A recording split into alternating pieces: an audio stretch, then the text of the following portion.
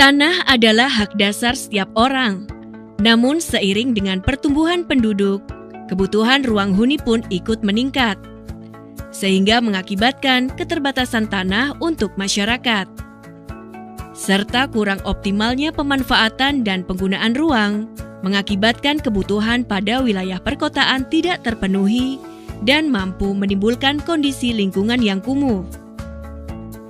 Dibutuhkan kebijakan penataan pertanahan guna mendorong penyediaan hunian dan memaksimalkan pemanfaatan dan penggunaan tanah di ruang perkotaan. Salah satu kebijakan pertanahan tersebut adalah konsolidasi tanah. Menurut Permen ATR BPN nomor 12 tahun 2019, konsolidasi tanah adalah kebijakan penataan tanah untuk kepentingan umum dengan melibatkan partisipasi aktif masyarakat. Di Indonesia, KT sudah diterapkan sejak tahun 80-an. Sampai saat ini, penyelenggaraan KT telah dilakukan pada 1.145 lokasi di seluruh Indonesia. Dan dengan melihat perkembangan perkotaan saat ini, sudah saatnya konsolidasi tanah melakukan terobosan melalui konsolidasi tanah vertikal. Menurut Permen ATR BPN nomor 12 tahun 2019, KTV adalah pengembangan kawasan dan bangunan yang berorientasi vertikal, bertujuan untuk membangun perkotaan terintegrasi yang memanfaatkan ruang di atas tanah, juga memberikan konversi hak atas tanah untuk masyarakat. Adapun proses penyelenggaraan KTV meliputi perencanaan, pelaksanaan, pembangunan, dan pengawasan. Perencanaan KTV adalah kegiatan penyiapan lokasi yang dituangkan dalam dokumen perencanaan melalui tahap penyusunan sebagai berikut. Pembentukan tim koordinasi dan tim perencanaan atau pelaksanaan, kajian tata ruang, pemetaan sosial dan analisis potensi, pembuatan sketch desain awal atau visioning dan penyepakatan KTV, dan penetapan lokasi. Perencanaan KT diprakarsai oleh ATR BPN, kementerian atau lembaga lainnya, pemerintah daerah, koperasi, BUMN, BUMD, BUMDes, badan hukum swasta, akademisi atau praktisi, atau masyarakat. Sumber pembiayaan KTV dapat dikolaborasikan dengan pihak swasta, APBN, APBD, partisipasi masyarakat, dan atau sumber pembiayaan lainnya yang sah.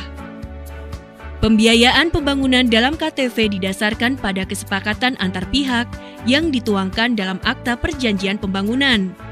KTV dapat dilakukan melalui bentuk-bentuk kerjasama antara pemerintah, badan usaha, akademisi, praktisi kelompok masyarakat, dan pihak terkait lainnya.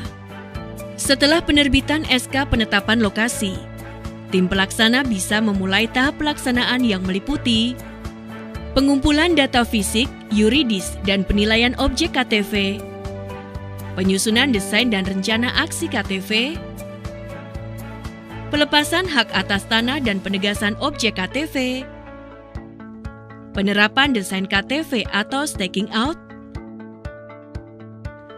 dan penerbitan sertifikat hak atas tanah dan penyerahan sertifikat tanah bersama.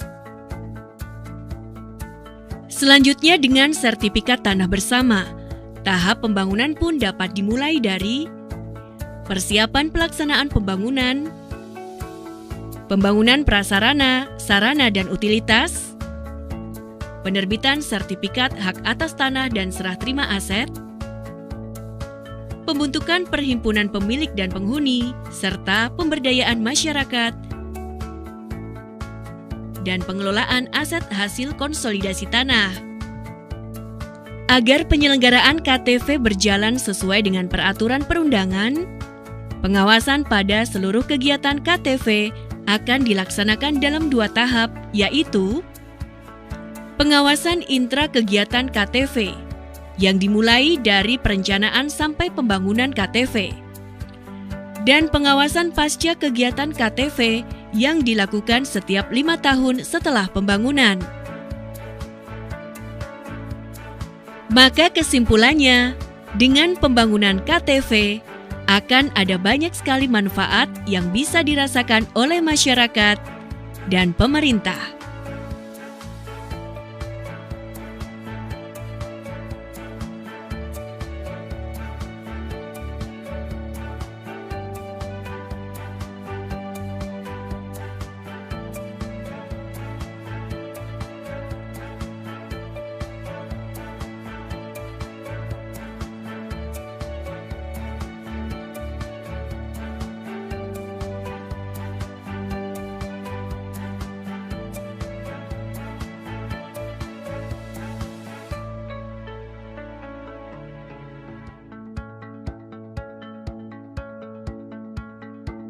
Konsolidasi tanah sebagai kebijakan penyediaan tanah dalam pembangunan sekaligus penataan atas bidang-bidang tanah membutuhkan kerja bersama seluruh pemangku kepentingan dan masyarakat. Kolaborasi dan sinergi dari berbagai pihak adalah kunci keberhasilan konsolidasi tanah di tengah masyarakat. Konsolidasi tanah membangun tanpa menggusur.